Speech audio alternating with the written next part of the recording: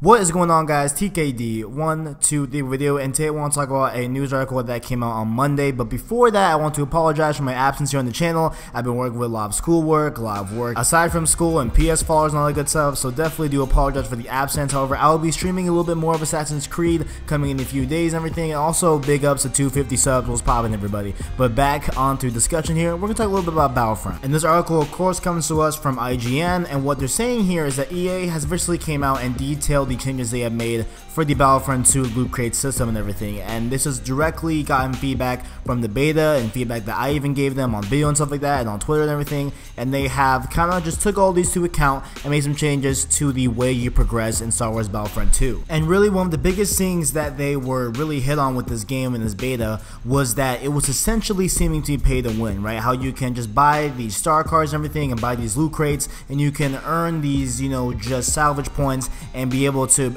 buy or purchase these higher end star cards that were very powerful and everything, and very much gameplay changing and everything. And it seemed very much that this game was steering towards pay to win. A lot of people were, you know, very scared about that. But what they've done here is that they have actually taken out all the epic star cards from the crates. Now those are not including the order bonuses that you got. So I guess if you order the game, which I have pre-ordered the game, I guess I get some, you know, really cool epic star cards. But beside those, you know, the rest of the star cards will be completely abolished from the loot crate system. Then they said that this will, you know, level out the playing field, they say. And now these star cards will only be accessed through crafting, and you can only access these special cards, you know, through getting the salvage points and everything, and like I said before, crafting them. But also they have a new caveat here where epic star cards, some of them cannot be crafted until you reach a certain level. So this was in place so that some average, you know, Joe Schmo can just, you know, grind out the loot crate system and get, you know, a bunch of, you know, money and get a bunch of crates going, and they could salvage and break down all these items that they got from the crates and purchase those epic star cards. Now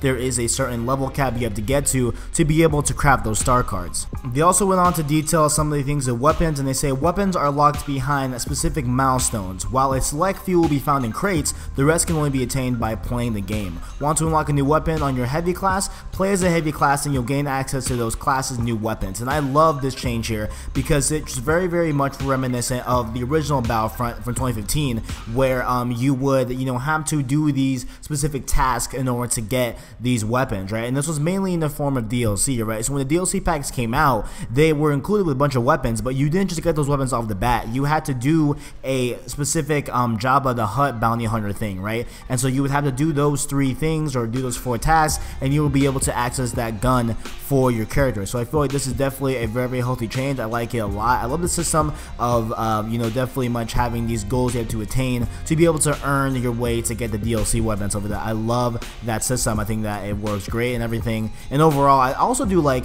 how, you know, if you want to unlock a weapon for a specific class, it's not so much garnered off of luck or off of, you know, just something random, right? So now you have to play the heavy class to unlock a weapon for the heavy class. You know, it definitely does make a lot of sense here. They also went on to detail some of those class specific items here, with class specific gear and items can only be unlocked by playing as them. As you progress through your favorite class, you'll hit milestones granting you class specific crates. These will include a mix of star cards and crafting parts to benefit your class's development. So overall here, again, another nice emphasis on the overall class system and having this whole thing where, you know, if you are really good at, you know, the heavy class, for example, you will get rewarded in the heavy class system. You won't be rewarded, you know, some random weapon from like another class, whatever. And now it's very much honed in to what you like to play. You'll be rewarded for the game style and class you will like to play overall. And then for some reason, again, they felt the need to reiterate that all upcoming weapons, maps, heroes, and vehicles introduced in Star Wars Battlefront 2 will be free. So I guess, you know, they just love to hone in that, you know, thing now that, hey, we're not the ODA that's going to have, like,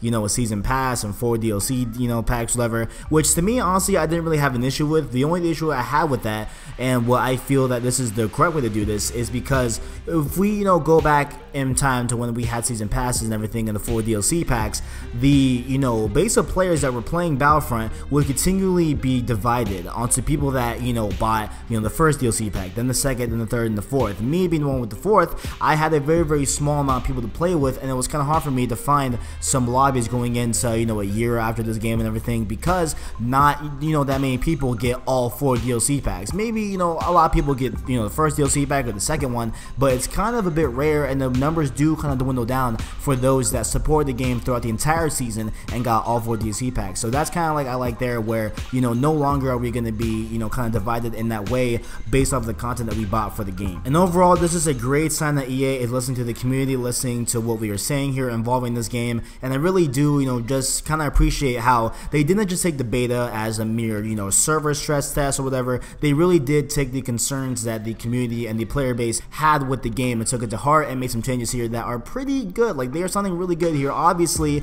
you know, I'm sure they're aware that loot crates aren't the most, you know, nice word to say in the community, and like a lot of people aren't really jazzed about having loot crates in the game, but at least here they're making changes. They are, you know, just revamping the system and making it a little more fair, a little more better, so that everyone here is, you know, happy to a degree. You know what I'm saying? Like, we won't be able to get rid of, you know, loot crates, whatever. We won't be able to get rid of, you know, microtransactions, all that good stuff. We won't be able to get rid of it, but at least here, this is a better system of implementing it, and a more fair system at that, at, you know, just having loot crates as well. And ladies and gentlemen, that is my time. I also want to make sure that y'all are aware here that I will be covering Battlefront 2, hopefully to the same vein I did in Battlefront 1, where I did, you know, weapon review guides on the DLC weapons. Who knows if I'll be doing them on the base weapons. I didn't really do them on the base weapons. I did them, you know, mostly on when they came in the free, you know, packs that they released over the years and months, you know, moving forward from that game. So I am planning on doing that again, maybe, you know, be thinking about doing some more stuff with Battlefront 2, but I'll be covering Battlefront 2 heavily on this channel, to make sure to also stick around for that if you love Star Wars Battlefront and love Star Wars Battlefront 2.